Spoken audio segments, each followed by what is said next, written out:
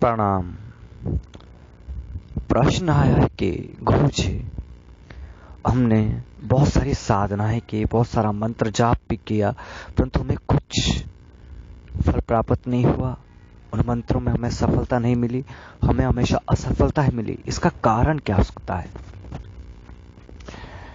पहले तो मैं उन साधकों का हृदय से अवगत करना चाहता हूं जिन्होंने ये प्रश्न पूछा है। बहुत ही अच्छा प्रश्न पूछा साधनात्मक क्षेत्र में, क्योंकि यह प्रश्न हर नवीन साधकों के मन में होता है, और जो साधक साधना कर रहे हैं उन मन में भी कहीं ना कहीं ये प्रश्न आता ही होगा। क्योंकि जब भी आप साधना करते हो और साधना करते करते उस साधना को आपको फल नहीं मिल पाता, उस साधना में आपको असफलता मिलती है, तो आपके मन में कहीं ना कहीं प्रश्न आता ही होगा, क्यों हमारी साधना असफल हो रही है? इसके पीछे का कारण क्या है? इसके पीछे का जो रहस्य है वो क्या है? आखिर कौन सी गलती हमसे हो गई है जिसकी वजह से हमारी ये साधना असफल हो रही है? इस तरह से बहुत सारे प्रश्न आपके मन में आते ही है। परंतु पहले मैं आप सबसे एक प्रश्न करना चाहता हूं। जब भी आपने कोई साधना की है या कोई मंत्र जाप किया है, क्या आपने पहले जानने की कोशिश की कि वो मंत्र प्रामाणिक है या नहीं? क्या वो साधना पद्धति, वो साधना विधान सही है या नहीं? मुझे मालूम है आप सबने इस विषय में कभी विचार ही नहीं किया, कभी आत्म मंथन नहीं किया। बस आपने मंत्र उठा लिया या किसी ने मंत्र बता दिया, आप करने लग गए, और जब आप उस साधना को करने लग जाते तो साधना का कोई प्रभाव ही नहीं मिल पाता आपके जीवन में। बहुत सारे ऐसे अनेकों कारण हैं जिनके कारण साधना में असफलता मिलती है, परंतु जो प्रथम जो कारण होते हैं वो होता है मंत्र आपका। क्या आपका मंत्र सही है? अगर आपका मंत्र सही नहीं होगा तो आपको उस साधना में सफलता नहीं मिलेगी, फिर चाहे आप लाख बार उस मंत्र का जाप क्यों ना कर लें। क्योंकि मंत्र का उच्चारण अगर गलत तरीके से होगा तो उसका प्रभाव भी नकारात्मक ही पड़ेगा। बहुत सारे ऐसे साधक हैं जिनके जीवन में मंत्र जाप के कारण बहुत सारे कष्ट उत्पन्न हुए, बहुत सारी समस्या उनके जीवन में उत्पन्न हुई, बहुत सारे व्यवधान उनके जीवन में आ गए। इसलिए जो गुरु होते हैं वो अपने साधक को एक सही उच्चारण पद्धति के साथ और सही विधान के साथ एक सही मंत्र देते हैं।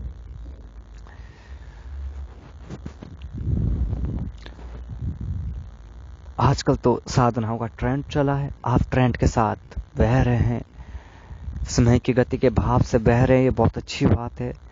परंतु क्या आप सबने कभी ये जानने की कोशिश की, क्या आपके अंदर आध्यात्मिकता है?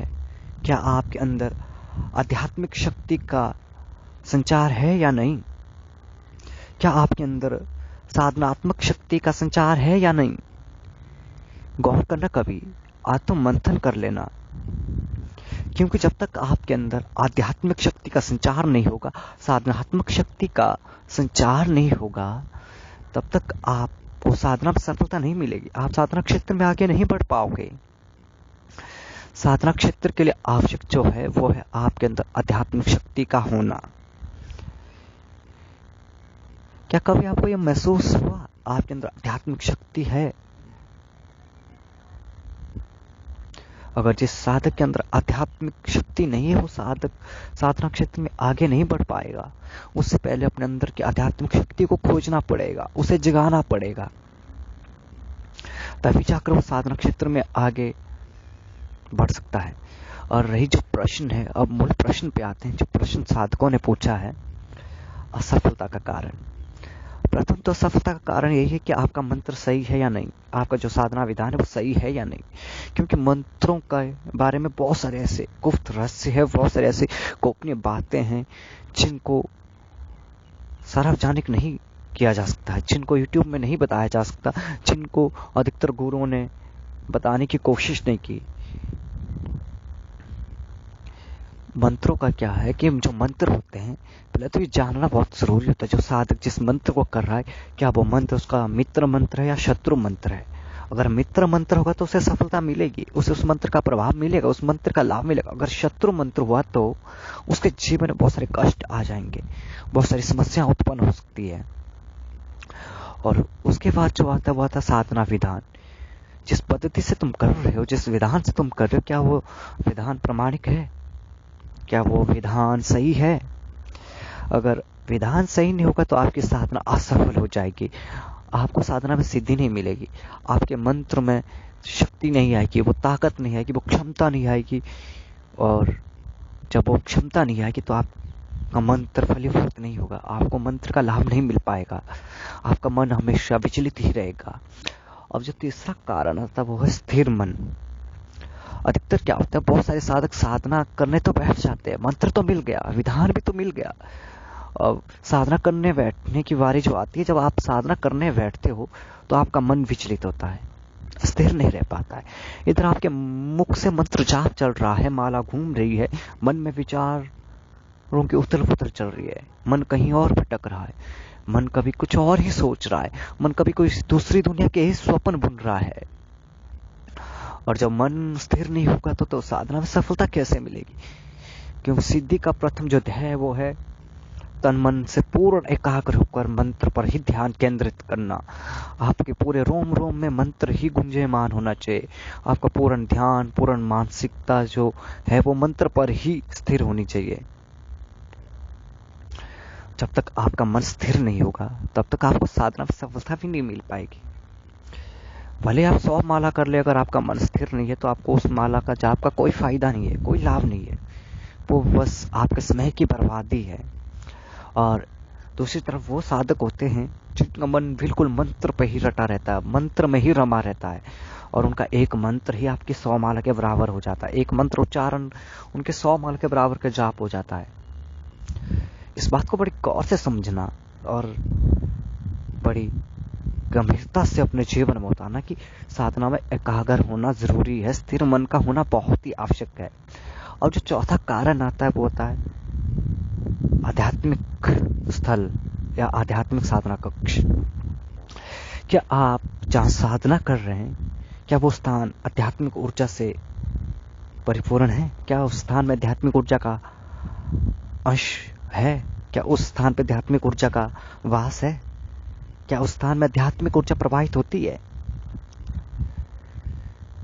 अगर आपके साधना स्थल पर आध्यात्मिक ऊर्जा प्रवाहित नहीं होती, आध्यात्मिक ऊर्जा का कोई अंश नहीं है, तो आपकी साधनाओं को सिद्ध होने बहुत लंबा समय लग जाएगा, क्योंकि आपके मंत्र को वो गति नहीं मिल पाएगी, वो तीव्रता नहीं मिल पाएगी, कि वो उच्चता नहीं मिल पाएगी कि वो ब्रह्मांड की ऊर्जा के साथ अपना तादात्म्य स्थापित कर सके, अपना संपर्क स्थापित कर सके और ब्रह्मांड की ऊर्जा आपके शरीर में ओतप्रोत हो सके।